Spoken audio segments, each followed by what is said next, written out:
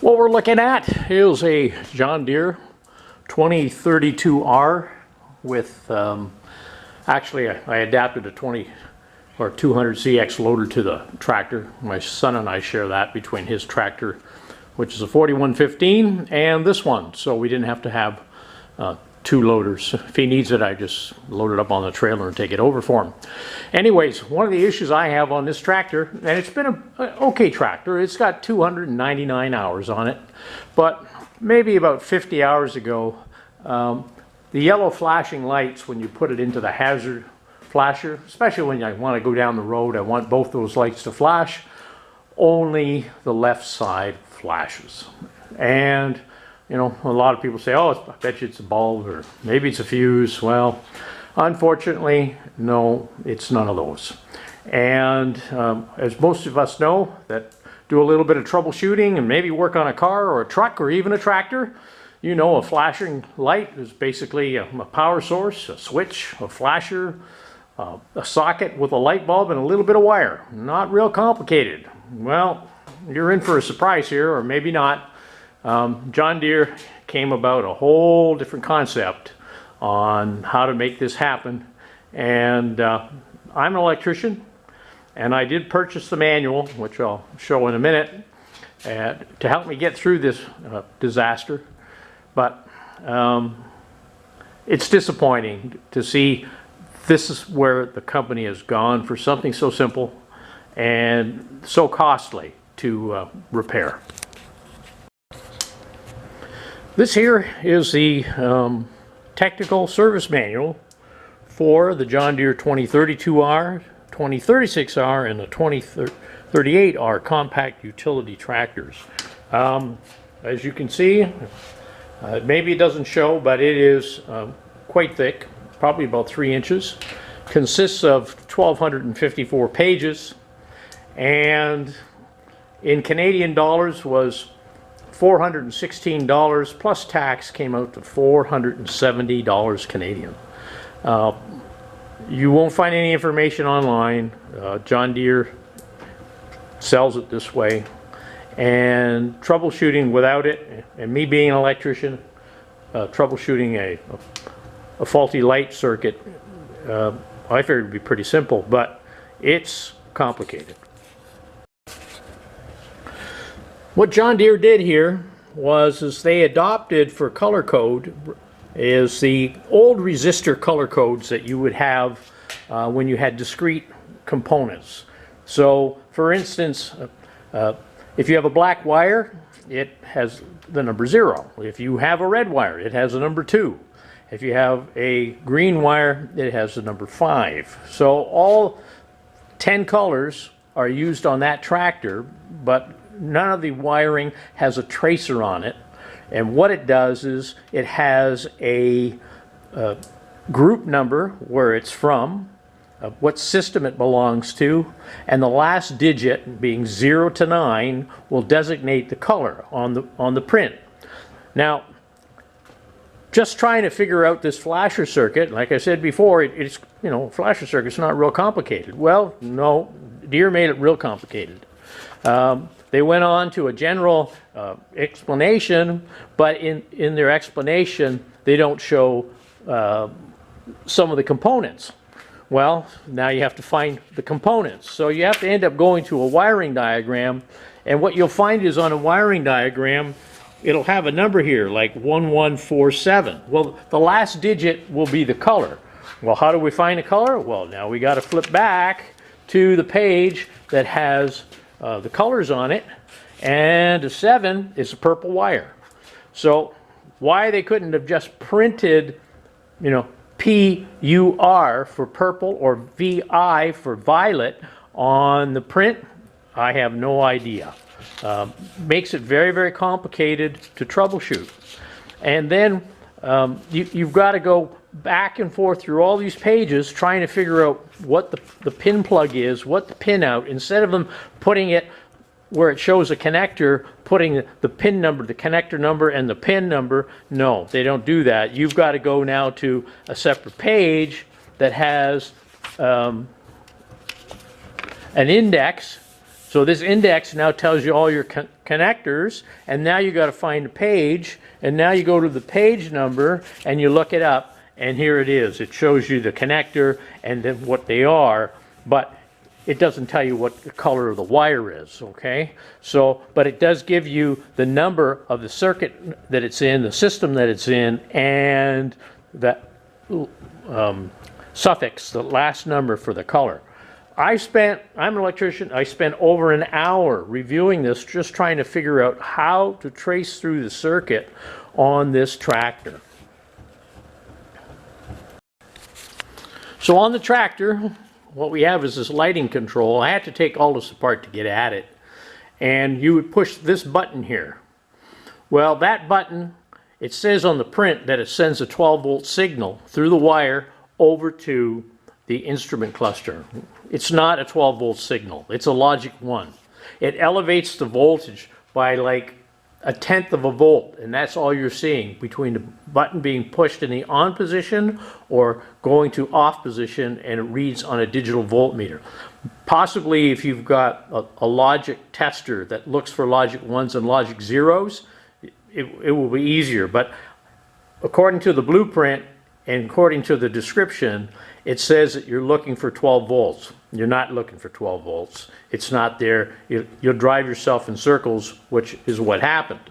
So going on, you push the button, and what it does is if you push the hazard button, it sends a signal to the instrument cluster, and the instrument cluster actually has 2 flashers in it. One flasher is when you signal left, and what it does is it flashes the left light and puts the right light constant, and vice versa if you select the right. So you have 2 different flashers. And the problem is on this tractor is when I am trying to use the hazard lights with the little triangle right here for when I go down the road or when I'm moving snow or whatever, what I'd like to do is have that on. Well, unfortunately, all I was getting was the left light flashing and nothing to the right side. After tracing through all of this and finally finding the wires, the only ones that are going to have the output wires are going to have the 12 volts on them, and I found them here in this one plug. I think it's J2 is the plug. They're good at marking the plugs on the equipment, and the wire is good quality, the plugs are good quality, and I tested here, and of course for the left I have power coming out, but for the right, no power. So the problem now is in the instrument cluster. So this is the instrument cluster. I've had the tractor now for 4 years. I bought it in the spring of 2021. It's a 21, and now we're into November of 25. And I took this down to Deere because I thought, well, you know, maybe there's a recall, maybe it's under warranty. I'll take it in and see. This module, this cluster, is $1,550 Canadian, and we also have to pay one sales tax of 13%. So you put that on top of it, and it comes out to $1,754. I asked what their shop time is for them to do troubleshooting and diagnostic and working on it, and they're at $160 an hour. So I would imagine it would probably, I would have got billed the $1,700 for this plus 2 hours, you know, diagnostics, taking all this apart and putting it back together. All to get this light to flash on the right-hand side of the tractor, we're looking at $2,000 Canadian. Absolutely insane. So for now, what I'm going to do, as you can see, I've skinned the 2 wires here. I'm going to join those 2 together, and when the left side flashes, it makes the right side flash. I did try it with a jumper cable. The light flashes a little faster, but most likely I'll put up with it. Or I might look at maybe getting some LED lights. That will lower the current draw on it, and hopefully that will solve that issue. If it doesn't, I can always put a low wattage resistor to put a little bit of dummy load on it so the electronics in that cluster don't sense there's a problem. So there you have it, okay? Should you buy a John Deere? Well, I'm really disappointed. Just for a flashing light to get it fixed, it would have cost me over $2,000. And well, enough said. Anyways, there you go. If you have that problem, there's a solution. Well, I thought I was done with this tractor and the issue with the flashing light. And if you're looking at the beginning of the film, the video, you'd notice I didn't have a cab on it, and I didn't have a snowblower on it. And when I bought this tractor, I could have put a 60 on it, but I could get this blower for $3,500, and I just built a linkage rather than going to the 3-point front hitch, which was another $2,000. Anyways, I had the tractor all put back together, the lights were flashing, and it snowed, and I went outside to blow snow and tried to engage the PTO to run the blower, and the tractor went into alarm. And it brought up two codes, which I've got printed out over here. And it says vehicle controller CAN communication error. The ECU has detected a CAN message error. Code number 522609.09. And the other one came out, which is ICC, which is Instrument Control Cluster 2006.09, engine coolant temperature, extremely high coolant temperature. Data valid but above normal operation range, most severe level. Well, that's great, but I just started the tractor. It wasn't even warmed up, so we know it wasn't too hot. So this forced me to undo what I had originally done to get the flashing lights to work, and that cleared the CAN error. So I suspect what's happening is in the architecture of the controller, it does a self-diagnostic at intervals, and when it sees that two wires are twisted together, it pops out that code so a tech will know he's got to look. As a solution, the only thing I could do now was abandon anything that was on the John Deere wiring.